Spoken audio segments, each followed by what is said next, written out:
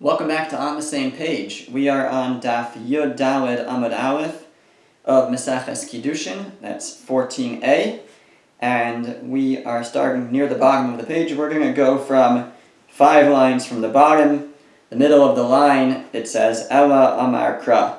So the Gemara was trying to figure out why is it that a Yevama, a woman whose husband died without children, she's to marry her. She's supposed to marry the brother-in-law or get chalitza.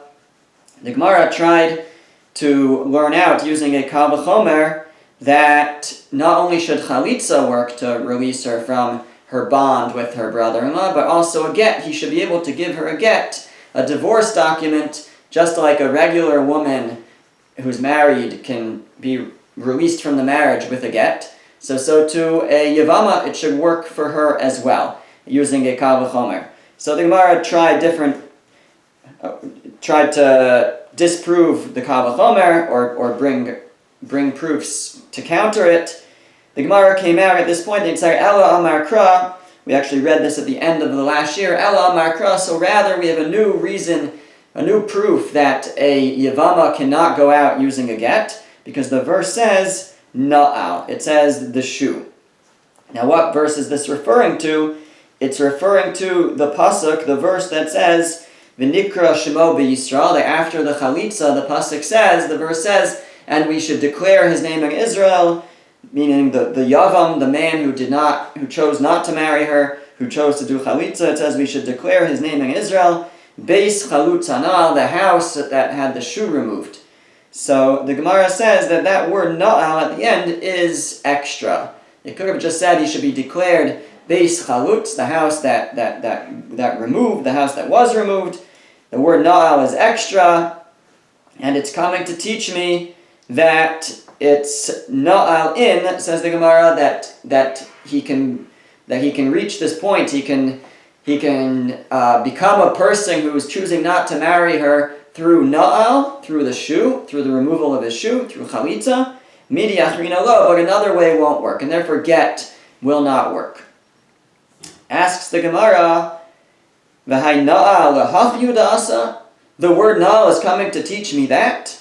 Hai mi bayile, we need the word na'al in that verse to teach me something else. We need the word shoe there to teach me something else, so it's not extra. What do we need it for? L'kedetanya, like the Brisa says. It says, in a different pasuk, it says na'al lo. The verse says that when it describes the process of chalitza, so it says that she comes to him and she removes his shoe from his foot. So it says his shoe, na'al lo. Says the Brisa, Einli ela na'al lo. I only know that it works if it's his shoe and the shoe actually belongs to him. Na'al shel kol adam minale. How do I know that it can work even if it's someone else's shoe? It doesn't actually have to be his own shoe that he's wearing. Talmud Lomar na'al. That's why, or na'al riba. That's why the Torah repeats the word na'al to come to include other things. So you know what we need na'al in our verse of the nikra shmo b'Yisrael beis chalutza na'al? It's teaching me something else. That na'al, it can't be used to teach me that the only way is chalitza and get doesn't work, because we need it to teach me that it doesn't have to be his shoe. The other verse implies there has to be his shoe. It says na'al lo. But that's why it repeats the word na'al again to teach me that it could be any shoe. It doesn't have to be his.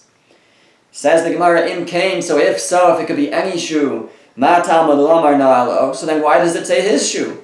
Just say the shoe from his foot. Why does it say his shoe? So that, says the Brisa, that's teaching me na'al lo hara'i lo. His shoe, meaning it has to be a shoe that's fit for him. Prat legadol she'en yachol lahalich bo, to the exclusion of a shoe that's too big that he can't walk in. So it has to fit him. It has to be, or fitting for him. First of all, it can't be too big that he can't walk in it. Prat lekatan she'en chofes rov raglo. It can't be too small that it doesn't cover the majority of his foot. Prat lemisulayim she'en lo ekev. The top of the next page, it says it also excludes misulayim, which is a shoe that's missing part of it, that it doesn't have the heel. That also won't work. It has to be right, it has to be fit, it has to be something that he could use and it fits him.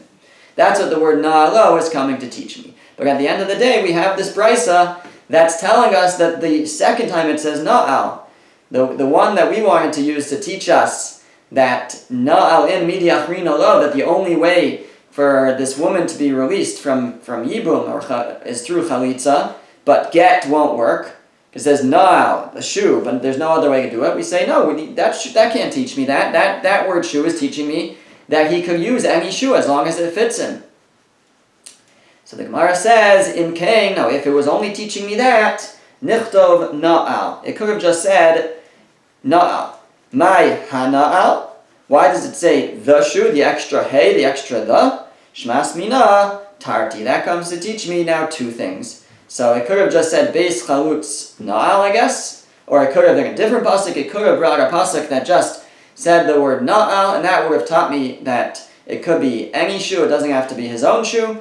But the fact that it said hana'al, the shoe, so now it's an extra hey, now it's coming to teach me an additional thing, so I can learn both things from this word hana'al. I can learn that it could be any shoe, it doesn't have to be his shoe, and I can also learn it's only through a shoe, it's only through chalitza that she could be released, but not through a get. Okay, so now we arrive at the second Mishnah. So it was a long run from the first Mishnah to the second Mishnah. We're on Daf Yadalid, 14b, so that's, and it starts on Daf 2b, so 2a, so we've gone about 13, 12 and a half blat to get to the second Mishnah, 12 and a half folios, but here we are. Okay, says the Mishnah, Eved Ivri Nikna Bekasef Uvishtar. So we began, the first Mishnah spoke about how a wife is acquired, and once we're talking about these types of different forms of acquisition, so now we move on to an Eved Ivri. An Eved Ivri is a Jewish slave, a Jewish manservant who is acquired. We'll see, the Gemara will discuss, there's different ways. Sometimes he's acquired because he sells himself, and sometimes he's acquired because he, let's say, steals, and he doesn't have enough money to repay, so the Beis Din, the court says, okay, you have to indenture yourself to this person until you can pay back your debts. So how is an Eved Ivri acquired? So the Mishnah says, Nikna bekesef, he could be acquired through money, through cash, uvishtar, and through a shtar, through a document. V'kone atzmo b'shanim u'v'yovel. And he reacquires himself in two ways. How does he free himself? So either through shanim, through years, because an Eved Ivri only remains a Eved Ivri for 6 years. After 6 years, after he's completed work for 6 years, he has the option to go free. U'v'yovel, alternatively, if the Jubilee year, the 50th year comes, so even if it's less than 6 years, he would go out at that time. So there's two ways that he goes free. One is after 6 years. One is after Yovel, or at Yovel actually, at the onset of Yovel, even if it's less than 6 years. Uvigirayim kesef, and another way that he goes free is through return the diminishment of payment, meaning through paying himself back, through redeeming himself with money, and that is at a prorated rate, discounted rate, as his years of servitude go on. So depending on how much he was originally purchased for, so the cost to redeem himself is prorated down, depending on how many years he's already worked. Yesera alav amaha'ivriya shekonas atma b'simanim.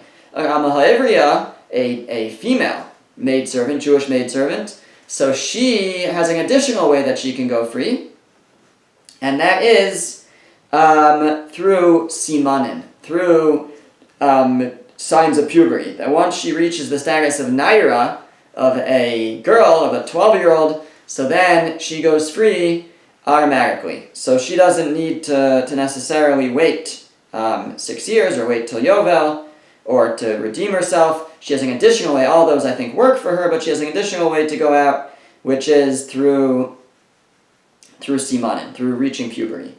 Hanirtza,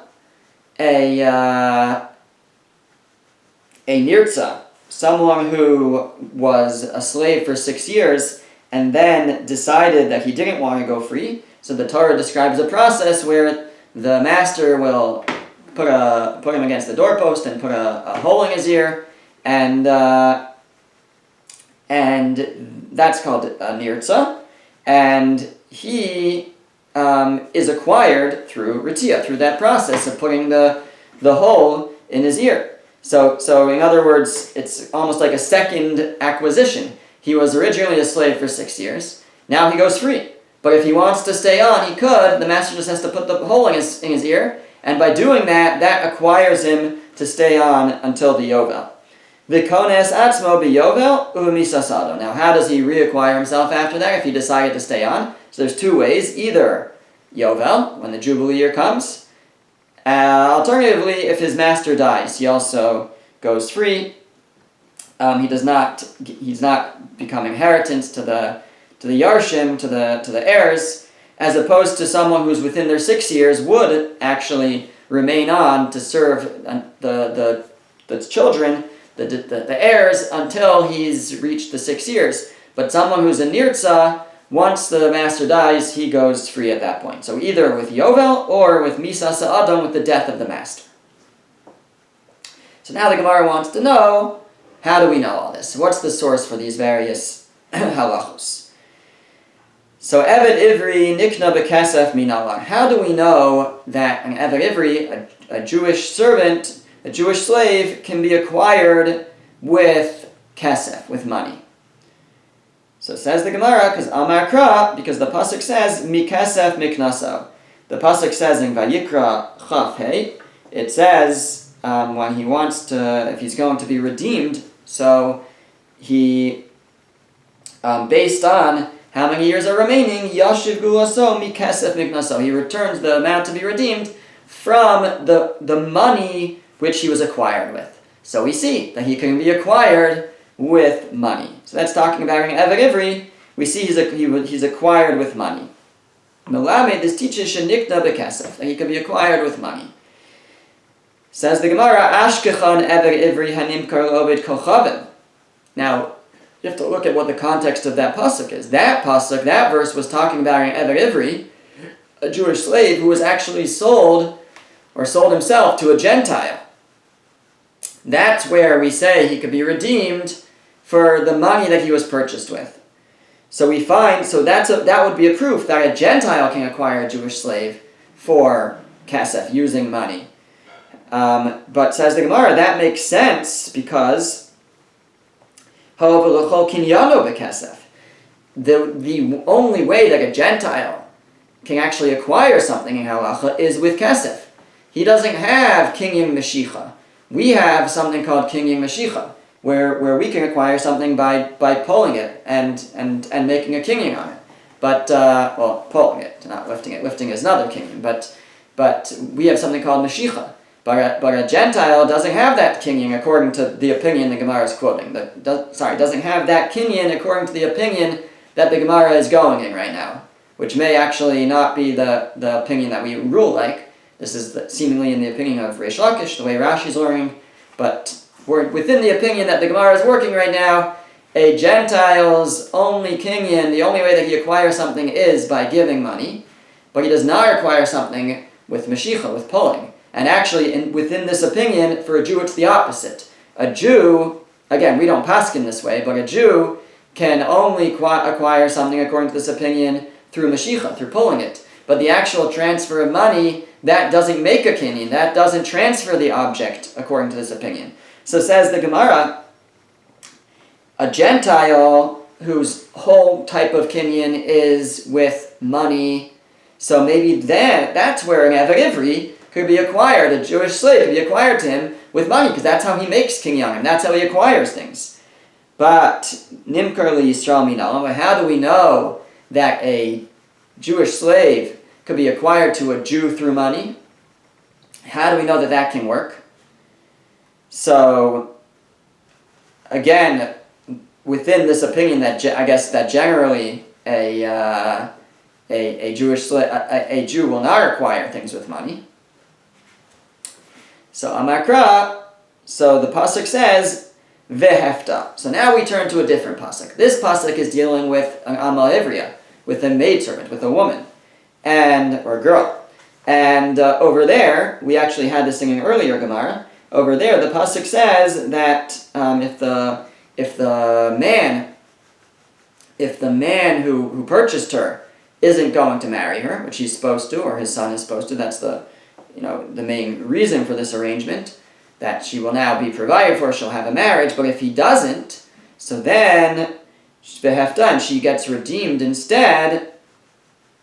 So fine. So that's the word that we need for our purposes, vehefta. So the Gemara says that's milamed, the word vehefta, and she'll be redeemed, teaches shemigaras pidyona v'yotza. That the same idea that her pidyon, her redemption, is calculated by depreciation, by prorating it based on, I don't know if it's depreciation, but by prorating it based on how many years she's already worked and how many remain, and that's how we arrive at the amount that she needs to redeem herself.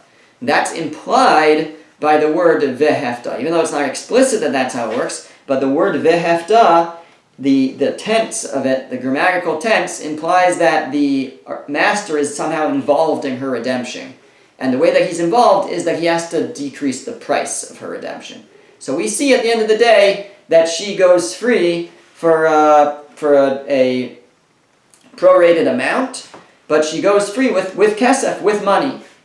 Now what does that show us? So it's a little unclear exactly what it shows us, but what it seems to show us is that just like she can go free for money, so it follows, it's logical that she could be acquired for money as well. If she could go free for money, maybe she could be acquired for money. Now, obviously there was a price to acquire her here, but we don't know that was the kinyan that she was acquired with. Maybe she was acquired with a shtar. That was maybe the kinyan, the actual transaction occurred through the transfer of a document. And maybe the money was just, the sort of the condition for it, as you were expecting a purchase. But the Gemara is saying, but from the fact that she could be redeemed for money, that implies that she could also be acquired for money. That's how some Rishonim learn over here, at least. So, alternatively, the other way to learn is that the fact that she's being redeemed for money, without somehow nullifying the original kinyan that was done with the shtar, with the document, shows it wasn't done with the document originally. That it could even be done with money, so all it takes to nullify the original acquisition with money is to give back money. So prorated, but to give back. So you see that she could be acquired with money. So we see that a Jewish maidservant, a woman, could be acquired with money. So it follows also that a man, we would assume also, a male slave could be acquired with money. Says the Gemara, maybe not. Says the Gemara, Ashkechan amal ivriya. So you've shown me that an amal ivriya, that a maidservant, could be acquired with money. Ho mekadsha bekesef, and that makes sense. We know that she could have Kiddushin with money. We've already been through that. And perhaps even here it's a stronger point. Perhaps over here it's saying when it comes to an amal ivriya, when it comes to a Jewish maidservant, so the money that she's acquired with is actually supposed to turn into the money for the Kiddushin. So since that money could be used for Kiddushin, so maybe for her she could be acquired with money. But right, if the master ends up marrying her, he doesn't give her Kiddushin anew. The money that he used to buy her, that's the Kiddushin money. So it makes sense that she could be acquired for money. But how do we know that we can learn from her to a male that he also could be acquired for money?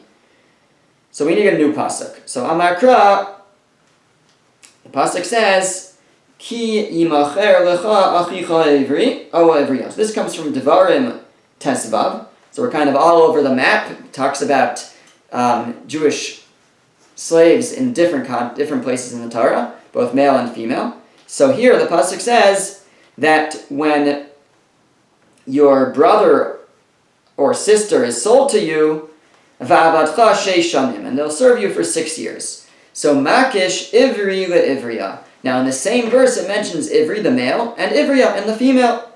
So there we have it. We can learn from the female to the male. And we've established that a female can be acquired with money. And now we have a hekesh. Now they're juxtaposed next to each other. We can compare them and we can learn the male from the female. That also a male slave could be acquired for money.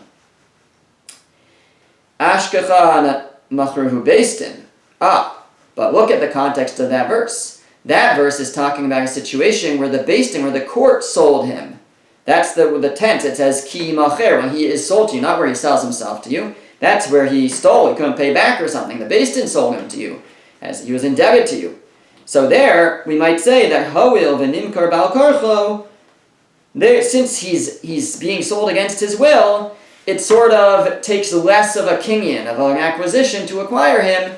He doesn't even have a say in this. Maybe that's where money works to acquire him. But mocher atzmo minol, how do we know that where he sells himself, also it can work with money? Maybe it will take something more to affect a transaction in that case. The verse that over there was only where the beistin was selling him. How do we know that even where he sells himself, also he can be acquired with kesef, that the transaction can be affected with kesef, with money? So to that we have a gezerah shava. Yalif sachir. It refers to him as a sachir, a worker, in the context of beistin selling him, and it refers to him as a sachir, a worker, in the context of him selling himself. So we have gezerah shava, that we can learn one from the other, that just like when beistin sells him, he can be sold, he can be acquired for kesef, for money. So too, or using money as the mode of transaction. So too, when he sells himself, money can also work. So the Gemara says, Hanicha leman deyalif sachir. That's good if you hold that there's such a gezerah shava, that you do compare the word sachir here, worker here, to worker there, and we learn the laws that apply by a slave who was sold by beistin to a slave that sells himself. But if you don't learn that gezerah shava, if you don't compare the word sachir here to sachir there, you don't learn one from the other, so then what are you going to say? What's the source that a slave who sells himself can be sold for kesef? Amar Kra. So the pasuk says, V'chi sasig. It says V'chi sasig. Now this V'chi sasig is the introduction to the parsha, to the section that deals with a slave who sells himself to or is sold to a non-Jew. So, and it starts off with with the word vav, with the letter vav, which is which means and. It joins. It's a conjunction to the previous thing. So therefore, says the Gemara, what was the previous parsha? What was the previous topic over there? This is in Vayikra Chafei, chapter 25. What was the previous discussion? The previous discussion was a Eved Ivri, a Jewish slave who sells himself to a Jew. And then it says, it joins it now it goes on to the topic of a Jewish slave who sells himself to a non-Jew. And Mosaf al Inyan Rishon v'Yelamed el Yom Mitachtom. What that vav that joins them together does is it says that this is adding to the previous idea, and we're going to learn that which we learned previously, that which is on top, Elyon Mitachtom, from that which is on bottom, and we're going to learn from the fact, which was the first thing that we established, that a slave is allowed to sell himself, a Jewish slave can sell himself to a non-Jew for money, that it works with kesef, and we can learn from there that it will also apply when he sells himself to a Jew, because the two parshas are joined by this vav. Okay, now the Gemara goes back to this question of whether we have a gezerah shava, whether we learn the gezerah shava of sachir to learn the halachos that apply by a Jewish slave who sells himself to a Jewish slave who is sold by beistin. Do we learn one from the other?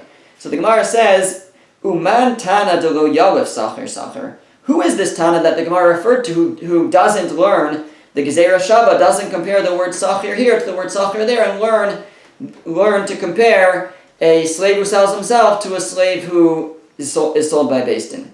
So the Gemara says, Hi Tanahu. It's the following Tana. The Tanya, we learned in a brisa. Hamocher atzmo, one who sells himself, nimkar l'sheish, v'yeser al sheish. When he sells himself, he could be sold for 6 years, or he can sell himself for longer. He can sell himself for however long he wants. But machruhu beistin eino nimkar elo l'sheish. But if beistin sells him, so then, says the Tanna Kama, says the first opinion, he can only be sold for 6 years. He can never be sold for more than 6 years when beistin sells him. Hamocher atzmo eino nirtza. When he sells himself, eino nirtza, he can't get his ear pierced. He can't stay on. If he only sold himself for 6 years or less, he can't stay on for longer than 6 years, through, well, at least not through this process of nirtza, of having his ear pierced. Perhaps he could resell himself, I guess, for longer, but he can't just have his ear pierced. This whole parsha, this whole concept of the piercing of the ear doesn't apply if he sells himself. But machru beistin nirtza. But if beistin sells him, so then it does apply. When beistin sells him, again, beistin sells him if he steals or something, he owes money, they'll sell him to the person he's indebted to. There we do have a concept of nirtza, of having his ear pierced if he wants to stay on, if he likes it there and he wants to stay on for longer. Mocher atzmo, ing manikim lo. If he sells himself, when he goes free, we don't give him any presents to leave or severance or to go with him. He doesn't take any gifts home with him when he goes free. But machruhu beistin manikim lo. But when beistin sells him, the pasuk says hanek tanik lo. You should give him stuff to leave with. You're supposed to give him some kind of severance to take with him. So that's only, says the Brisa, says the Tanna Kama, the first opinion at least, that's only applies when beistin sells him. Hamocher atzmo, ein rabo moser lo shifcha kananis. If he sells himself, so his master cannot marry him off to a shifcha kananis, to a Canaanite maidservant. She's not Jewish, she's a Canaanite, and he can't marry her to her. However, machruhu beistin, but when beistin sells him, so we have a very interesting halacha, that even though he's Jewish, but when he gets sold as an Eved Ivri, Rabbo Moser lo Shifcha Kananis, his master is allowed to marry him to a Shifcha Kananis, to a Canaanite maidservant, in order to produce children, and that's permitted in the situation where beistin sells him. That's all the Tanna Kama. The Tanna Kama, the first opinion, basically distinguishes and says there are some halachos that apply to when he sells himself, and some that only apply when beistin sells him. But Rabbi Elazar says they all apply to both. He says zeh v'zeh eino nimkar elo l'sheish. Both of them can only be sold for 6 years, not more. The Tanna Kama said when he sells himself, he could sell himself for longer. Rabbi Elazar says no, only 6 years for both. Zeh v'zeh nirtza. Both of them can get their ear pierced to stay for longer. The Tanna Kama said that only applies when beistin sells him, not if he sells himself. Zeh v'zeh manikim lo. Both of them, you have to give them gifts when they leave. The Tanna Kama said it only applies if beistin sells him, not if he sells himself. Rabbi Elazar says either way, they're the same. When they leave, you give them those gifts. Zeh v'zeh rabo moser lo shifcha kananis. And in both of them, Rabbi Elazar says the master can marry him to a shifcha kananis, to a Canaanite slave. The Tanna Kama, the first opinion, said it's only if he was sold by beistin that's true. Now, what are they arguing about? What's the point that they're arguing about? Says the Gemara, isn't it this that they're arguing about? The Tanna Kama lo yalef sacher sacher. The Tanna Kama, the first opinion, does not compare them because he doesn't have the gezerah shava of sacher sacher. Like it calls him a worker, a sacher, by when he sells himself, and it calls him that when he is sold by beistin, and we learn one from the other. Well, the Tanna Kama doesn't learn one from the other. That's why they have separate halachos. Some apply by one, some apply by the other. For Rabbi Elazar, yalef sacher sacher. And Rabbi Elazar has the gezerah shava, and that's why he compares them, and all the halachos are the same. So that's the suggestion. Amar Rav Tavyumi mishmei da Abaye, but Rav Tavyumi said in the name of Abaye, dekuli alma yalef sacher sacher. No, everybody holds of the gezerah shava, and really you do compare them. But so why does the Tanna Kama say they have distinct halachos if you're supposed to compare them and learn one from the other? Because they'll have specific reasons that exclude it in each case, exclude these specific halachos that you don't apply them despite the Gezerah Shabbat. V'hacha, b'hai kra, or b'hai kra, kamipalgi. They're arguing with the following verses. Today we're going to learn the first point, and then next week we'll continue on to the next additional point, the additional verses. So the first one is, my taima de tanakama de amar mocher atzmo nimker l'sheish. Why does the Tanakama hold, why does the first opinion hold that when he sells himself, he can sell himself for 6 years or more than 6 years if he wants? But mi'et rachmana gabi machruhu beistin, but he's excluded by when beistin sells him. He's excluded there. There's an exclusion that says when beistin sells him, he can't be sold for more than 6 years. That's because mi'et rachmana gabi machruhu beistin. That's because it's excluded in the case of machruhu beistin when beistin sells him. Because there the pasuk says va'avadcha sheish shanim. In the case where beistin sells him, the verse says, and he will serve you for 6 years. And that, I guess, serve you is extra. That in this case where he's serving you, that's where he serves only for 6 years but not more. This case where beistin sells him, that's where he only serves for 6 years. But where he sells himself, he could serve for longer. That's why the Tanakama says, despite the Gezerah Shabbat, but it's excluded. That this one only serves for 6 years, but when he sells himself, he could serve for longer. Ve'idach. So how does Rabbi Elazar respond to that? Why does Rabbi Elazar say that? No, we do learn one from the other. What about this exclusion?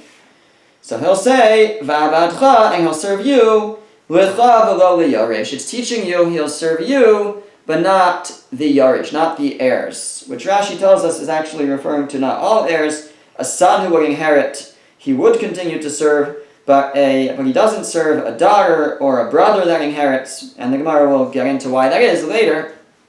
But in any event, there's an exclusion here. Va'avadcha, when beistin sells him, so the pasuk says he'll serve you for 6 years. But if the guy dies and his heir is a daughter or a brother, so then he doesn't serve them. He doesn't stay on. That's what's coming to exclude. It's not coming to exclude anything about when he sells himself. It's coming to exclude that if the master dies, he doesn't serve the heirs. Ve'idach. And the other one, what does the Tanakama say to that? How does he know that then? So he says, Avadcha achrina ksiv. There's another verse that says, Avadcha, he'll serve you. And that excludes that. So we have 2 verses to teach it. Ve'idach, and what does Rabbi Elazar respond to that? So what about that other Va'avadcha? So he says, Hahu lahartzas adam hu da'asa. No, that other verse which says Avadcha is serving a different purpose. That verse is the pasuk that says that it shouldn't be hard on you to send him away, and it's